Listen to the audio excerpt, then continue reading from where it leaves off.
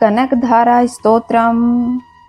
जिस प्रकार भ्रमरी अर्ध विकसित पुष्पों से अलंकृत तमाल वृक्ष का आश्रय ग्रहण करती है, उसी प्रकार भगवान श्री विष्णु के रोमांच से शोभायमान लक्ष्मी की कटाक्ष लीला श्री अंगों पर अनवरत पड़ती रहती है और जिसमें समस्त ऐश्वर्य संपत्ति का निवास है, वह समस्त मंगलों की अधिष्ठात्री देवी लक्ष्मी की कटाक्ष लीला मेरे लिए मंगलदायिनी हो।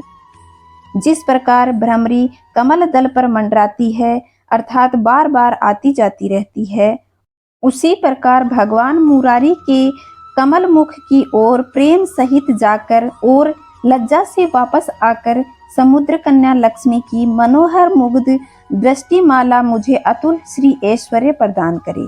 जो समस्त देवों के स्वामी इंद्रपद के वैभव का विलास देने में समर्थ है तथा मूर नामक दैत्य के शत्रु भगवान श्री हरि को भी अत्यंत आनंद प्रदान करने वाली है, एवं नील कमल के समान लक्ष्मी का सहोदर भ्राता, ऐसी लक्ष्मी के अर्ध खुले नेत्रों की दृष्टि किंचित क्षण भर के लिए मुझ पर अवश्य पड़े।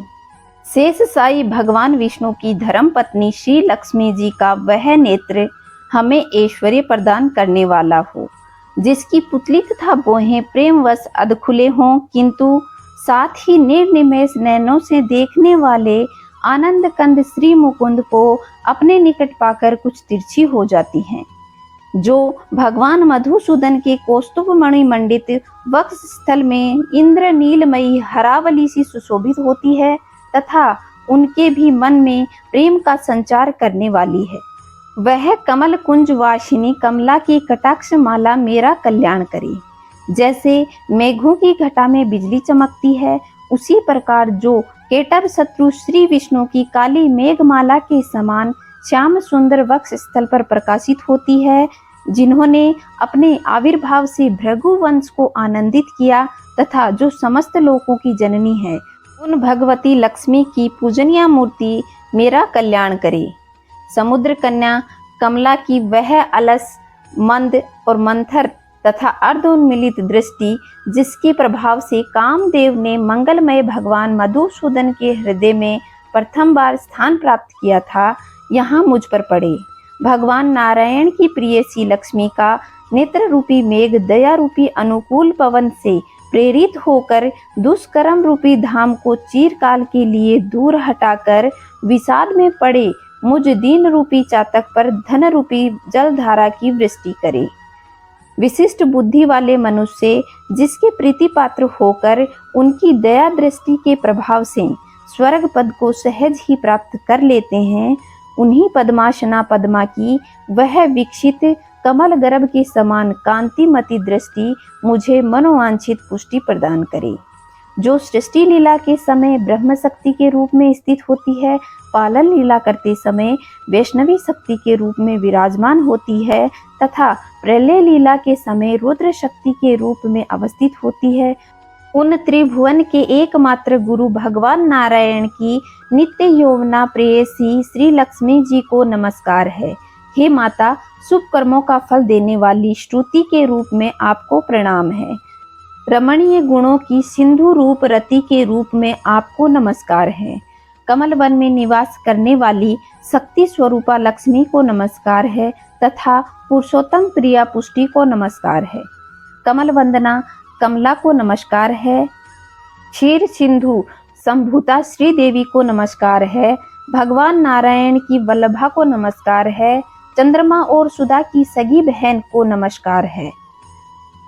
कमल सदृश नेत्रों वाली माननीय माँ, आपके चरणों में की हुई वंदना मुझे संपत्ति प्रदान करने वाली हो, संपूर्ण इंद्रियों को आनंद देने वाली, साम्राज्य देने में समर्थ और सारे पापों को हर लेने के लिए सर्वदा उद्धत, मुझे आपकी चरण वंदना का शुभ अवसर प्राप्त होता रहे। जिनकी कृपा कटाक्ष के लिए की हुई उपासना उपासक के लिए संपूर्ण मनोरथों और संपत्तियों का विस्तार करती है, श्री हरि की हृदयेश्वरी, उन्हें आप लक्ष्मी देवी का मैं मन वाणी शरीर से भजन करता हूँ। भगवती हरि प्रिय, तुम कमल वन में निवास करने वाली हो, तुम्हारे हाथों में नील कमल सुशोभित है, तुम अत्यंत उज्जवल वस्त्र, गंध और माला आदि से शोभा पा रही हो। तुम्हारी झांकी बड़ी मनोरम है। त्रिभुवन का ऐश्वर्य प्रदान करने वाली देवी, मुझ पर प्रसन्न हो जाओ। दिग्गजों द्वारा सुवर्ण कलश के मुख से गिराए गए आकाश गंगा के निर्मल एवं मनोहर जल से जिसके श्री अंगों का अभिषेक किया जाता है, संपूर्ण लोकों के अधीश्वर भगवान विष्णु की गृहिणी और क्षीर सागर की पुत्री उन जग जननी लक्ष्मी को मैं प्रातः काल प्रणाम करता हूँ। कमल नयन केशव की कामिनीय कामिनी कमले, मैं अकिंचन दीनहीन मनुष्य में अग्रणीय हूँ।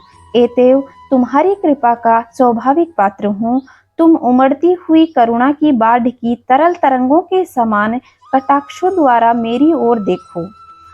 जो लोग इन स्तुतियों द्वारा प्रतिदिन वेद त्रयी स्वरूपा त्रिभुवन जगत जननी भगवती लक्ष्मी की स्तुति करते हैं, वे इस भूतल पर महान गुणवान और अत्यंत सौभाग्यशाली होते हैं तथा विद्वान पुरुष भी उनके मनोभावों को जानने के लिए उत्सुक रहते हैं। तो यह था लक्ष्मी स्तोत्रम पाठ।